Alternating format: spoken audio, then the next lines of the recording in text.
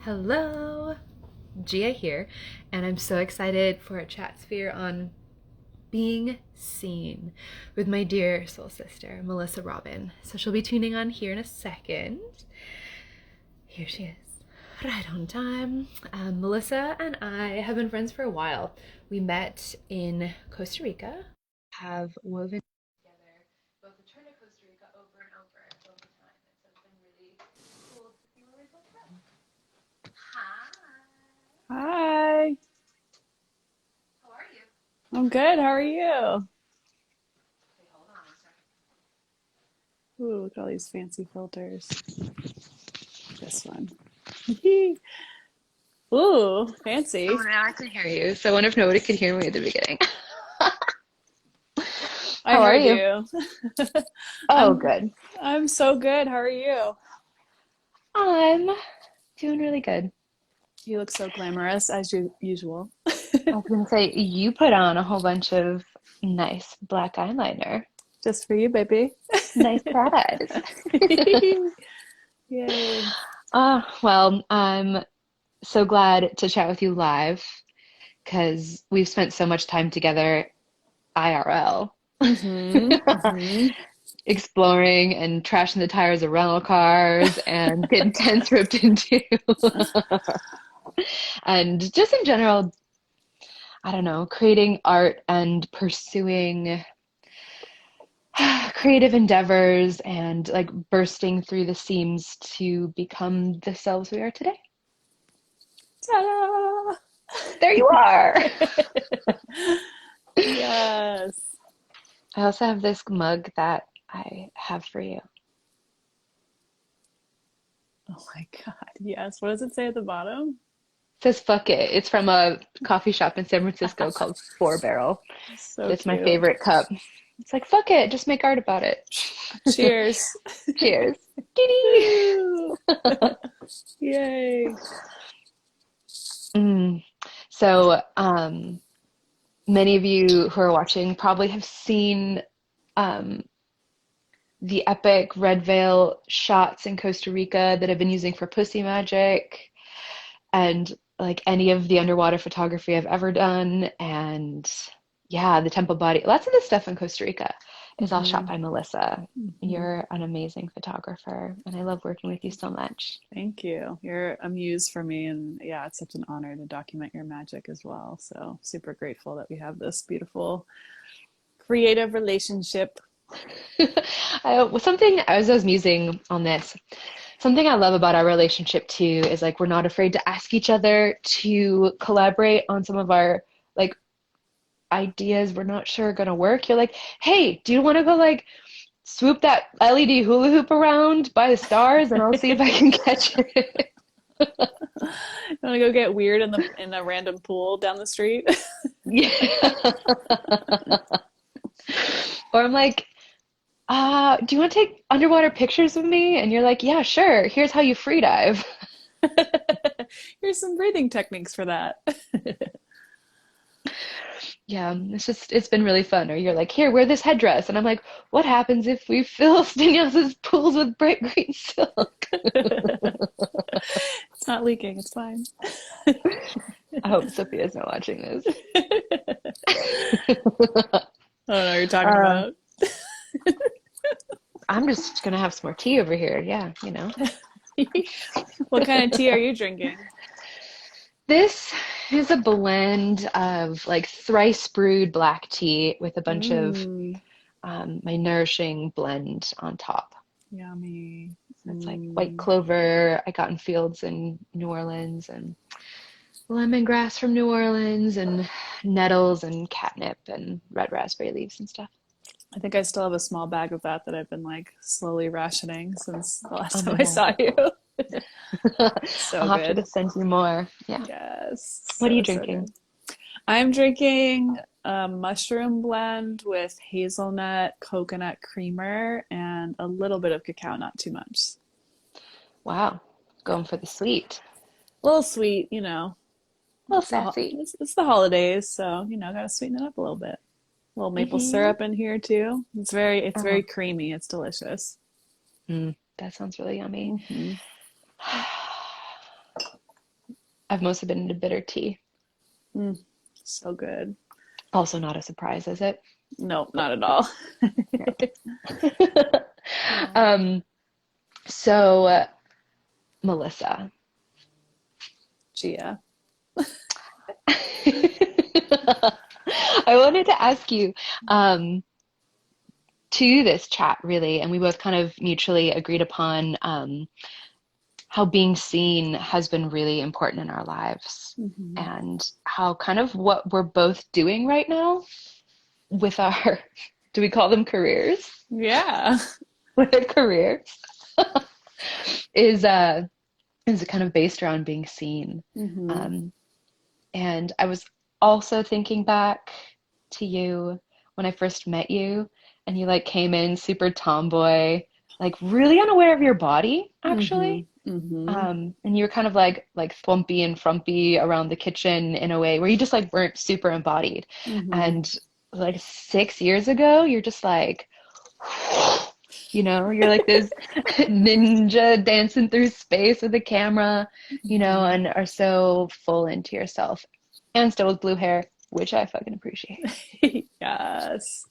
Yeah, it's been a Hmm. long, long journey. And I was kind of reflecting into my journey with being seen and being witnessed. And, a lot of that has to do with like healing the divine feminine within myself. Because for so long, I was uncomfortable being seen as in my body, as female, which is how I was born. And I didn't at the time realize that there was all these labels that you could use, like non-binary and queer and all these different things. And learning more about that, and also learning through temple body arts and through other sisters like yourself, like how to connect to the feminine in a safe way without feeling the fear and judgment of other sisters like I had in the past, to like really feel safe to express myself. And I feel like as I went on that healing journey, it allowed me to be witnessed more and feel comfortable being seen, instead of feeling like I was almost like playing a role or like playing a part, and it felt like not authentic.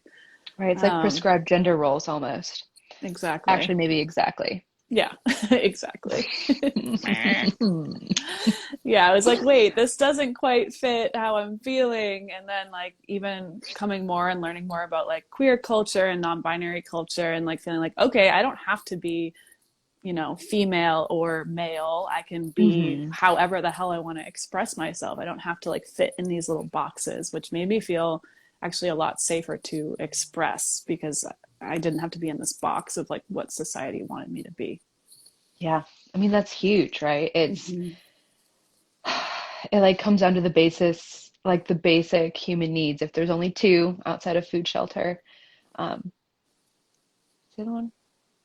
Food, Love. But there's shelter. love and belonging, basically, is what I'm getting at. I'm like, food. Yeah, food. We said that. That's very important. They put that Food, one in there shelter, and food. twice. Yeah, but like one of the basis is finding that belonging, within self. And I don't think that there's more and more, I think, because of the grassroots Instagram, social Hmm. media Hmm. situation of examples of like how you can be totally different and exactly you and in your body and find all of that, comes back Yeah. to belonging in our skin. Yeah, exactly. And I didn't have that in high school. I didn't know what queer was. I didn't know, like, what I was seeing in high school was like these picture perfect women on magazines. And I felt like I had to be that, or I couldn't be a woman. Like, I was being a fake. I almost felt like when I would dress up like in my female thing, I almost felt like I was being like in drag. Like I was like, this is not really me. This is a character that I'm playing. And it didn't feel authentic, as I said before. So that Hmm. was a huge part of it. And over time, like someone asked me before, like what helped me the most, like in my journey of like being comfortable being seen. Um, the one thing that I think is the biggest is like keep showing up to be seen, like keep putting Hmm. yourself in front of people, keep coming on platforms. Like 6 years ago, I would have been like covered in hives, so nervous to even come on Instagram Live. Like I remember being like, I could never do Instagram Live.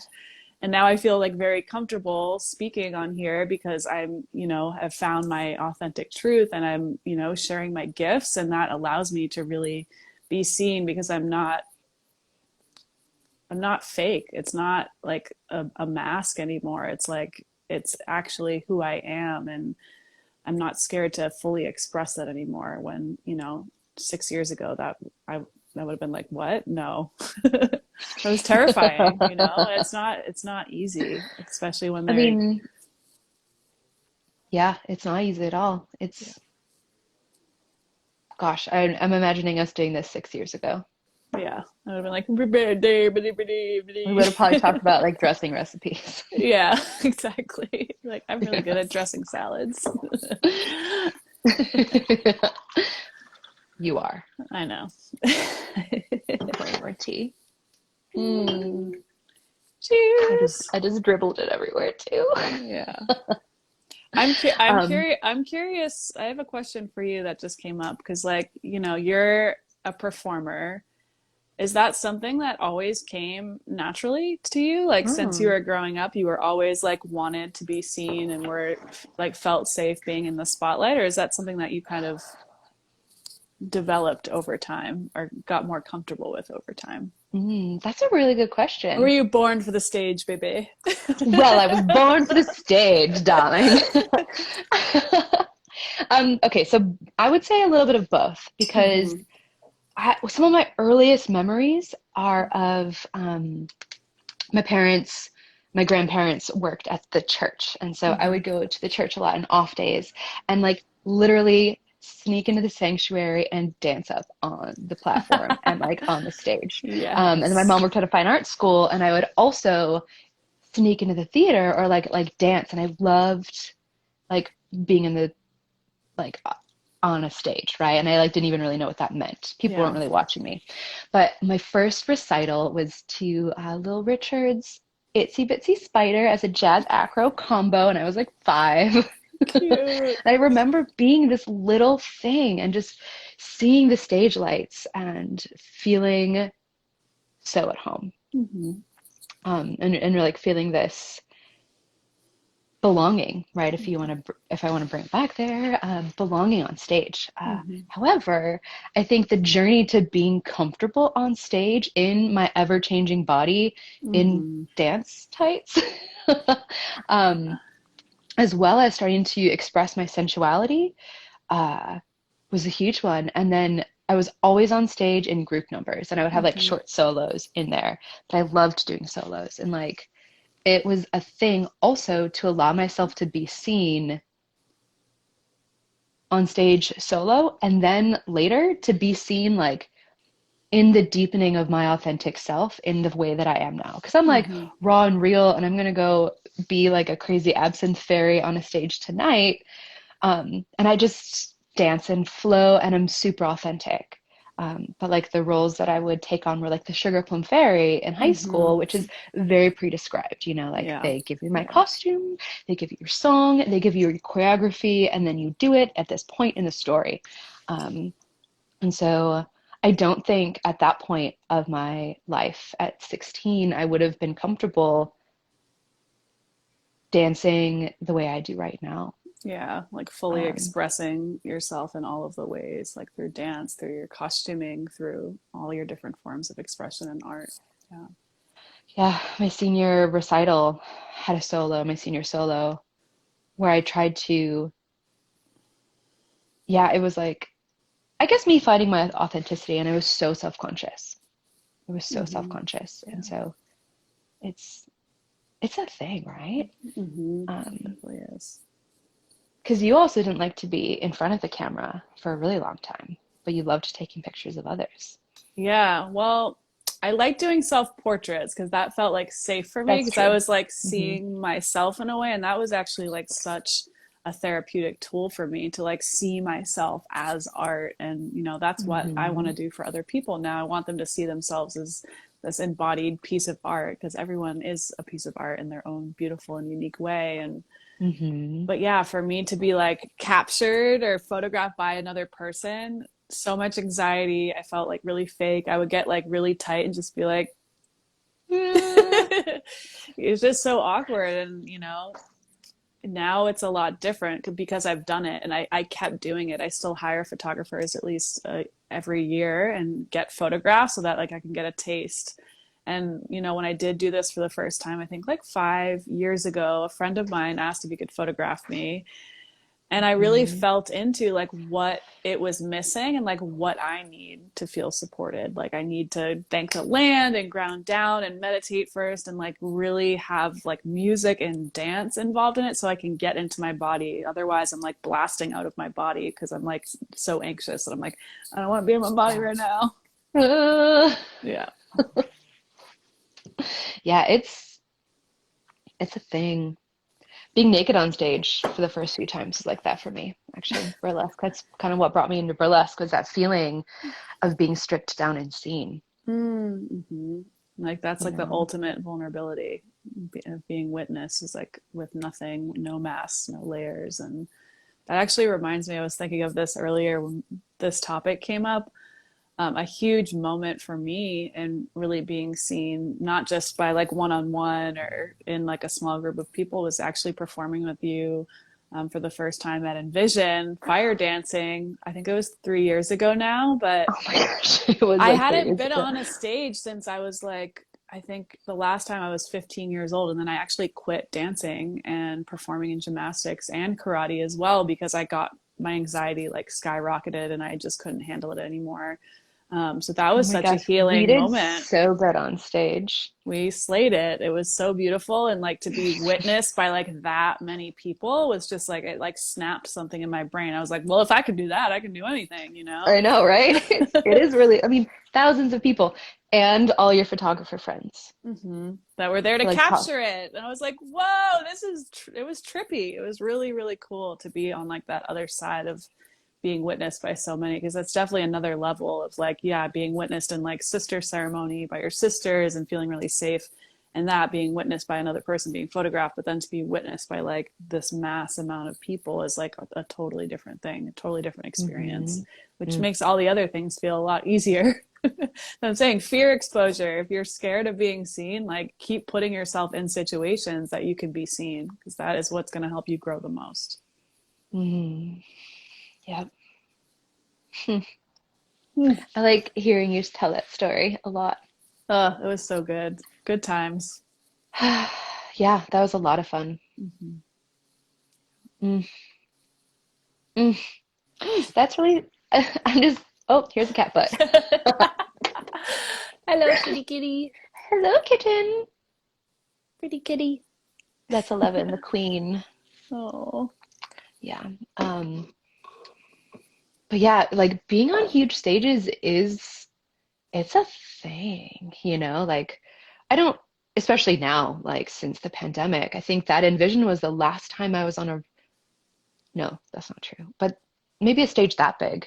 Yeah. Um, because some of the places here in um the pandemic times in Chicago are, I guess, still not that big. Yeah, They're big, smaller. but they're like not that massive is a good way of putting it. Yeah.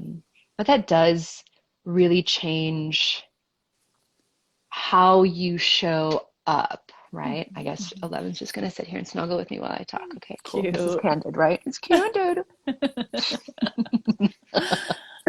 Um, Yes. open up the doors. Let's see what's gonna happen, you know? And like that doesn't mean you're less scared if you open up the doors. It just means that there's this like energy of yes rather than this Mm. energy of no. And I think the Yes. energy of yes is a really big healing energy too, and we can be vulnerable in that way. There's like it like opens you to the massive outpouring of oneness that we find in the like the web of connection, you know, you're open to other people's energy merging with yours, you Mm-hmm. know.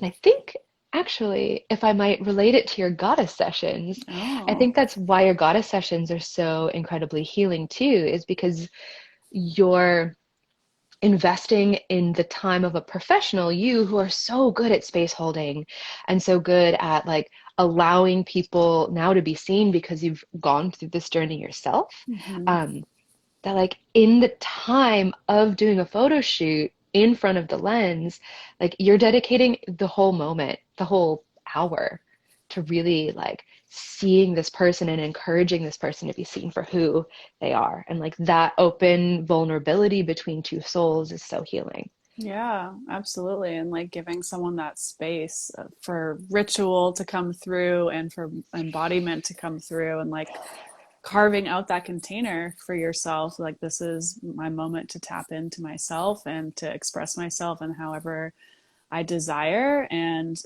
I don't think a lot of people give themselves even the space to do that a lot of the times. Like, Mm-mm. and I love what you said about the fuel and like using these anxieties or fears or whatever, maybe negative emotions that are coming through, to turn it into creativity. That has been huge for me on my journey, like really molding these things that might not feel good in our systems to actually turn into pleasure and to turn into something where we can create something really beautiful and inspire other people. And yeah, I Mm-hmm. think Mm. over time, with the goddess session, I used to like pose people a lot more. And then the more photo sessions that I've done, I'm like, actually, people need spaciousness and like time to let the movements come through authentically, whether that's with music or listening and tuning into the vibration of the ocean or the river. Like, now I just do cues, like what does the river feel like in your body? Or when we do the vision call ahead of time and they're setting an intention for the session, and their intention is to feel embodiment, it's like, okay, close your eyes and breathe into your body. What does embodiment look like as a physical manifestation? And letting them do those movements authentically, rather than cueing someone into a pose that can get like really stiff and awkward. Mm. Just giving them the space to move so it comes out more authentically. They feel more authentic in their bodies, which then shows in the photographs as well. I think that's really important. I think you do that in a lot of your photo sessions as well, is like you're moving and you're feeling into your body, and that comes through, and why your photos are so magical, because there's so much movement in it. And you can really feel your like deep embodiment, because you are moving and you are being captured in this beautiful moment. Mm-hmm. And moving and dancing for me, to wrap it back to your initial point, right? That moving that fear and anxiety into creativity, Mm-hmm. was one of the ways I found my authentic self, Mm-hmm. was through moving into it and feeling more comfortable Mm-hmm. moving. Mm-hmm. But yeah, it's so cool.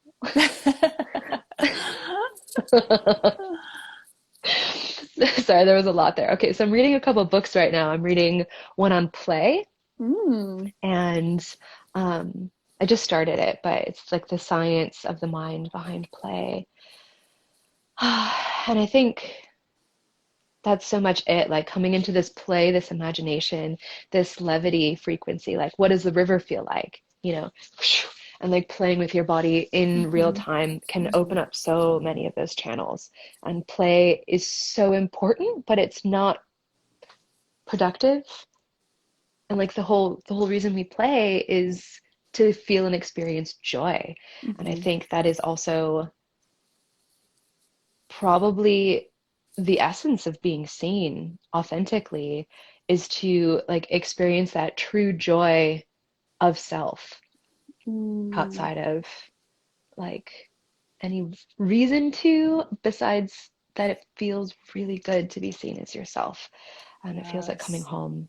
Yeah, absolutely. You like touched on a really important part that just like made my brain really happy, is like the play piece, right? That's connecting to our our children, like our inner children. And a lot of the times, like these wounds of and these fears of being seen come from childhood, whether it was being told you were an ugly duckling all throughout school, or like not being included in groups of people, or like whatever those woundings are, like going back to that like original innocence of like being seen and like being at show and tell and like being so excited to like show your little fairy toy or like whatever it is. Like, there was no like shame or fear when we were little, it's just play, and it was just easy. And like that's something so important that you mentioned, that I think is a really big part of being seen, is being able to tap back into our inner children and remembering that innocence that we all have. Mm, yes, yes, yes. Oh. Yeah, that essence, because in our lives too, like we, whatever, clean slate theory, if you will, like when we're born into this world, we don't have the cultural enculturations. We don't have any of those traumas or micro traumas, or like the teachings of to like hide yourself, to see advertising and feel like you have to be that person, to be told that you're not allowed to play, that play is for children and you have to be responsible and, a certain way or whatever. We can spend all day describing the boxes that society puts Hmm. us in. Right. So getting back to your child, your inner child, Hmm. and that sense of play is so much of the key, I think, to discovering who you authentically are. Absolutely. I think that's something that we both do in our work now, right? Whether, with the goddess session, it's, people roll around in the dirt and connect to their essence and like aren't scared of being dirty and being pretty and just connecting to themselves. And with you, like with your Ignite Your Inner Flame retreat and the retreats that you offer, like so much of that is like divine play and like really being comfortable being in community and witnessing each other and also playing together like little kids. Like I remember Mm-hmm. doing your retreat for the first time. I felt like a little kid half the time. He says like, I'm playing with my fire toys with my friends. It's It is. so healing. It really is. It is. It is. And one of the, as we muse into the pillars of what the Ignite Firekeepers are, play is so integral. I'm like looking to see if that I still have it pinned up to my board right now. I think I moved it. But like play awakens us Mm-hmm. to such deep levels. Um, and so it's so integral, and I think that it's forgotten, and it's a really big key Mm-hmm. of what brings joy and what brings meaning, to the moments. So I can't wait to play with you. Did you hear my cat? Wow. She's like, I I know, agree. I know. I got her little toe bean, and she was upset. Oh, such a This cute little chat nugget. featuring my cat, 11. Oh, I'm like, where's my kitty? Come here, This Meg. is her favorite spot. Talk about enjoyment and pleasure. There it is, right there. That's it. Look at that That's it. pussy. It's like fully being Ugh. seen and totally happy. Also doesn't know what the internet or Instagram is. I'm sure that helps. Probably. Oh, yeah. It's hmm. Right. How would we react to like if we didn't know what the internet was, or like we didn't have any fears around being seen? If like we weren't enculturated with that, would it matter? It's hard to say. I think it definitely would. I think Yeah. like social media and where we are as a society now, there's a lot more pressure, Yeah. but who knows? I can't imagine what the world would be like. Probably be a lot more time in nature, more than I do now. I know. I need more of that. Yeah. Well, I can't wait to be in Costa Rica with you again and to be out at the beach. Did you hear again? Meow. Like I'm Every so too. day spinning fire and making magic, doing a goddess shape. Yes, I'm so excited too. It's going to be wonderful. And there's something about that land in Costa Rica too that really pulled a lot of my being seenness out of me. Yeah. I wonder if it's like the expanse of space and maybe the temple vortex that is Danyasa.